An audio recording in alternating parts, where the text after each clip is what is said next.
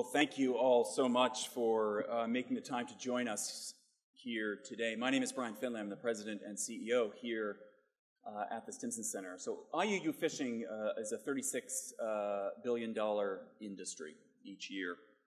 And as you are aware, it is no longer simply an economic issue. It's interfaced with transnational crime, with terrorism, with slavery, with illegal migration, and a host of other transnational ills. Really does make it a national security issue for the United States of America and for, frankly, every country around the world.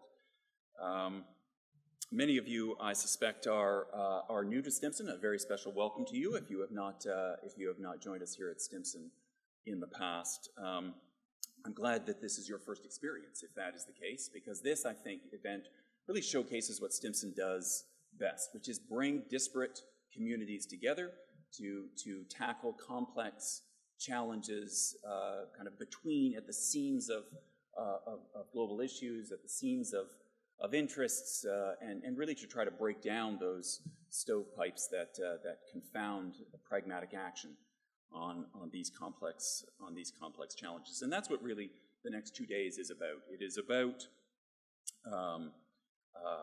pragmatic action. It's about taking action on an array of challenges around IUU fishing. And it's what Stimson is about. It's more for us, it's less for us than sitting around in our ivory tower here at Stimson and thinking big thoughts, but we really do seek to translate those thoughts and get our hands dirty in the field with all of you and take practical action and make a difference. And that is really what your charge is today.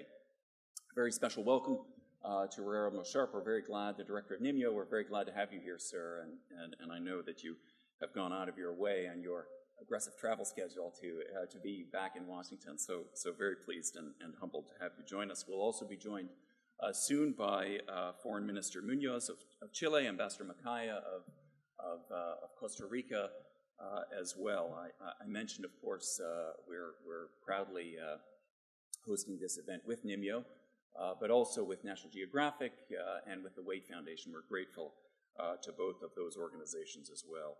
It's a truly interdisciplinary crowd. Many of you may not know one another, I suspect. We have in the room U.S. government, foreign governments, think tanks, NGOs, philanthropic organizations represented. It's a truly interdisciplinary group, and that was really our objective, in trying to get you all in the same room together at the same time to identify some common interests and intersections points. So we're very grateful to all of you for making the time to join us. My last responsibility is to introduce you to your ringmaster for the next 2 days, someone who I suspect requires no introduction. She's going to be mad at me for saying this, but please let me just say a word about Sally Yozell. Sally, I suspect she needs, as I say, no introduction to all of you. And if you do not know Sally, you need to get to know Sally over the course of the next 2 days. She will make a difference in your life. Sally joined us this past year from the U.S. Department of State. She's had a remarkable career both inside and outside of government in a number of positions, but most importantly, she spent her career focused on these issues. And I really can think of no one who is better rounded, who has accrued more knowledge or built a more robust network to bring all of you together. Most importantly, Admiral, she is one of the coolest people in Washington, D.C. So with that, we're very proud, I will say, to have her here at Stimson. And with that, ladies and gentlemen, I give you Sally Yozell.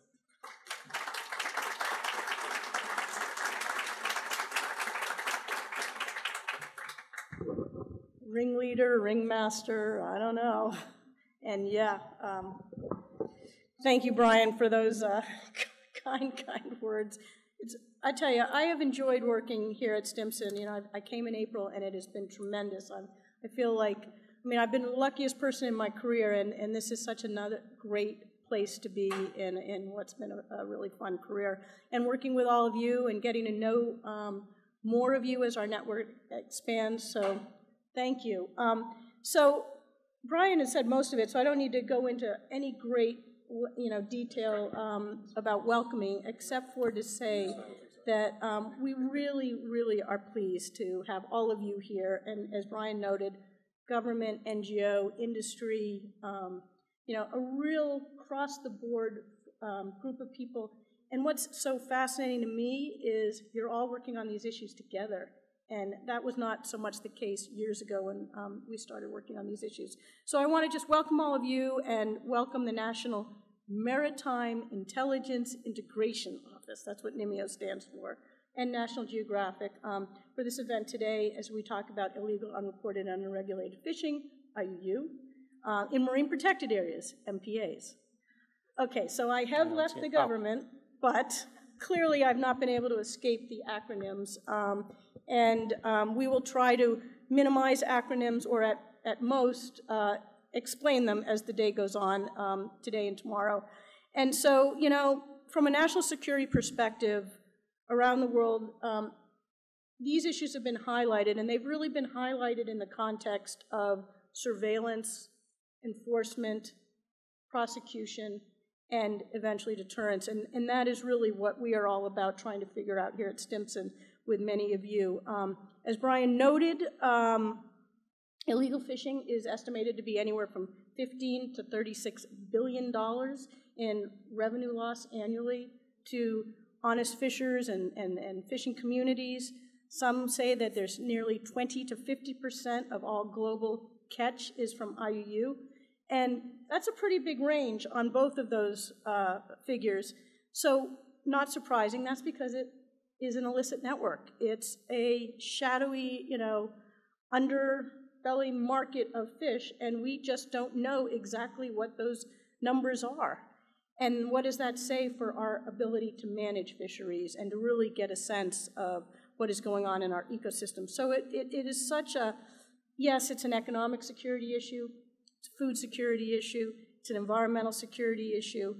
I mean, resource theft is a problem, and it's something that I'm so pleased that we are all going to tackle in the next 2 days.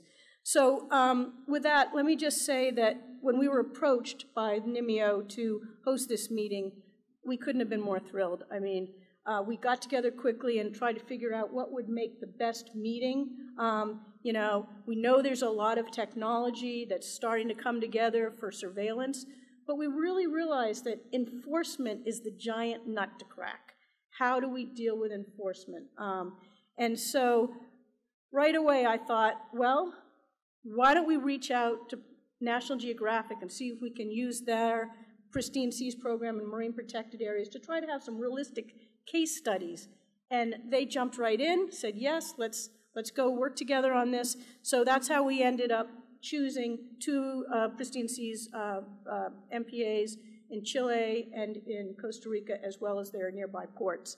And we chose these also because they have very different issues affecting them in their role in enforcement and prosecution and whatnot. So we are hoping in the next day and a half that we will really get a conversation rolling on how to address IUU fishing in MPAs and at ports and the enforcement focus so that we can provide them, these 2 countries in the future, when we're done, with some good ideas for their management and moving forward, as well as develop sort of a menu of opportunities for other countries who are trying to figure out how to do IUU enforcement around the world. So those are really our goals.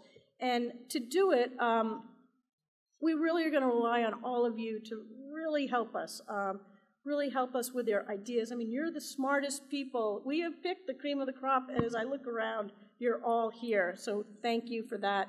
But we really want to solicit your ideas so that we can really address this daunting task. So I'm going to leave it to Admiral Sharp, who I'm going to introduce in a moment, to really talk to you about why this is so important and what their interests are here. They've been a tremendous partner as we've gotten this underway. Rear Admiral Sharp, I had the opportunity to meet him last year. He hosted us out in Suitland, and I was so impressed, and it really started making me think about that security connection with natural resource threat and learning all that they're doing. And then when he came to the Ocean Conference at State last year, spent all that time, it really hit it home. So with that, let me just say Rear Admiral Sharp commands the Office of Naval Intelligence and became the director of NMIO in April 2016. And for those of you who are not don't know what NMIO is, they are the unified maritime voice of the United States Intelligence Community. So with that, let me just thank Admiral Sharp and bring him up to give us a good sense of what their interests are, and thank him very, very much.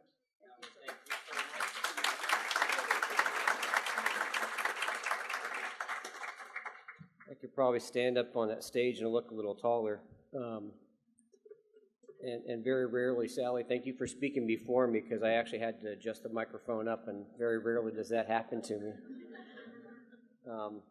So first of all, thanks to the Stimson Center for hosting us here. I can't tell you how excited I am about this event here today. And as Sally mentioned, we met about a year ago, and right away we had a strong connection. You know, she's one of those individuals who is a doer, that makes connections and takes action on that. And as Brian and I were talking before this session, they stole her from State Department, although I always consider that becoming a node elsewhere in that network.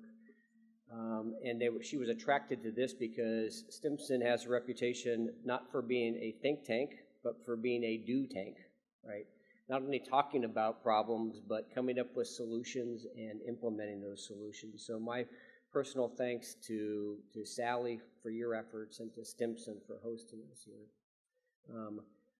As was mentioned, I was on travel, and I cut that short to come here. So I was out in the Far East in Japan and Korea, and until yesterday I was in Hawaii and came back for this. As we were planning this conference, and my team was preparing me, they said, "Hey, sir, they'd like you to stand up at the beginning and help kick off the session." And I said, "Hey, I not only want to kick off the session, I want to be there for the entire thing. So you're stuck with me."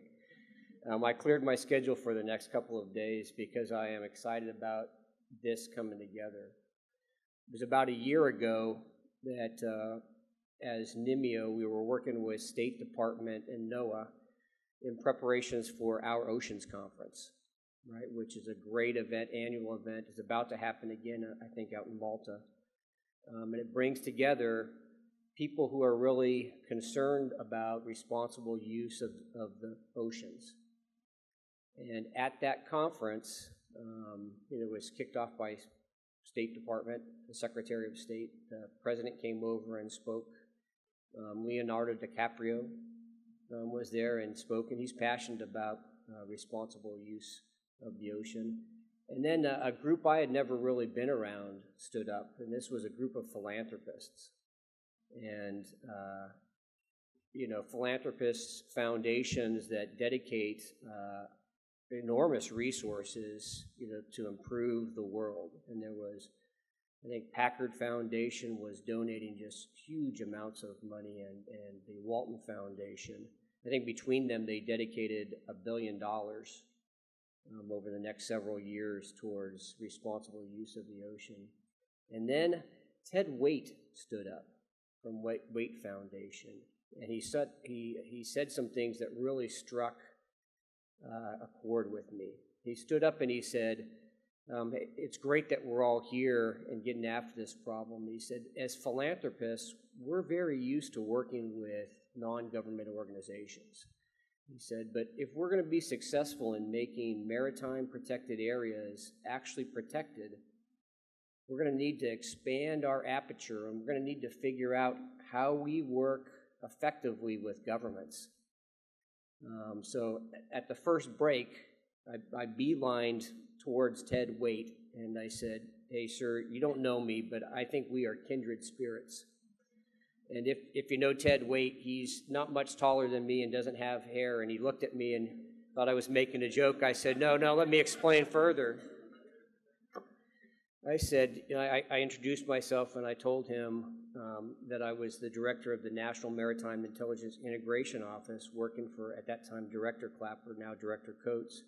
I said, my charter is to build a global maritime community of interest It is to make sure we are sharing information amongst that global maritime community of interest, that we are advocating for the intelligence community to collect and analyze data and activity within the maritime, and to incorporate new science and technology into that. And he looked at me and he said, I always knew that somebody like you existed. I just didn't know who it would be. And we had a great conversation. I said, I don't know how we're going to work together, but we will find out how to work together, and we will do great things. And subsequent to that, Ted Waite came over to Suitland, Office of Naval Intelligence, and we sat down. And to think to where we've come now, this is really the culmination of those early discussions. You know, you in this room will help us figure out how we work together more effectively. So if you look at my background, after 9/11, I've been heavily involved in counterterrorism operations, and I was impacted by the it takes a network to defeat a network approach. And I've thought that that's an effective approach towards all problem solving. And I truly believe that that network, our network, is only limited by our imaginations and our willingness to go out and create connections. And I tell you, when I was sitting with the principal deputy director for national intelligence, and she was asking me about some of the things we're doing, I mentioned that we were partnering with Stimson and with National Geographic and with Waite Foundation, and bringing in some very important international partners, Costa Rica and Chile, to have this sort of conversation. I could see that she looked and she said, I can't believe how broadly you are defining that community of interest. And she was very pleased that we were going to be having this sort of discussion. So it takes a network to defeat a network. This in our room represents that sort of network. I want to highlight, Sally, you mentioned that IUUF, I call it evil fishing because I can never remember what they all stand for. We view this as a security issue, and as you mentioned, it's a whole bunch of different issues depending on who you are and what your perspective is. And let's not limit our definition as to what it is. Let's just figure out how we can prevent it, right? Prevent it for whatever reason motivates you, but let's figure out how we can help these nations protect their resources. So I'm going to give you some tasking. Because I'm military, and that's how we operate. I got 3 tasks for you to help us make this successful. 1, I want to make sure you meet at least one person you don't know. Start with 1 and build from there. Exchange information, but meet people that you don't know here. 2, participate. This is a participation sport. Don't leave here with great ideas locked in your head, having not expressed them to us. All right?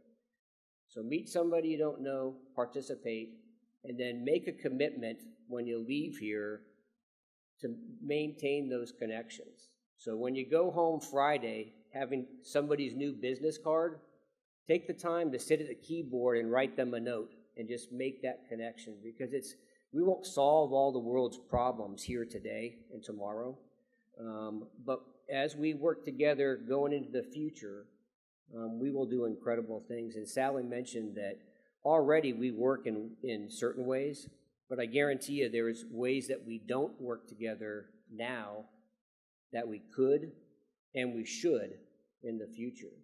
And those are the things that we want to identify. Those are the things we want to pursue. Those are the things we want to not think about, but act upon going into the future. So we'll concentrate really on how we can do these with these maritime protected areas in Costa Rica, Chile, but then we'll take those best practices and we'll apply them globally, and think of the power of that. So once again, my thanks to the foundation here, to Stimson, to our other partners with the Waite Foundation, with National Geographic, and I think I'm going to introduce a video. Yeah, so Another important partner that couldn't be here today with us in person is Dr. Enric Sala, and he is the founder of Pristine Seas with National Geographic, and if you read his biography, he's a tremendously impressive individual, and the fact that he started a foundation like that, and if you look at the people, if you're from his team, raise your hand. All right. So several, if you don't know them, I gave you your first connection to meet. And you can meet me if you haven't met me. But he wanted to be here in person, could not be here in person because he's off raising funds to help us be successful on these sorts of things. But he took the time, I think, to record a video. And I'm going to jump off the stage. We'll listen to the good doctor, and then we'll get about fixing problems. So thank you. Great. So, yeah, thank you. Usually I like a step stool, but, there wasn't one available this morning, apparently. Thank you, Admiral, for really getting us rolling. And, wow, Enric always is inspirational, and so that's why we wanted to show that to really get everyone rolling.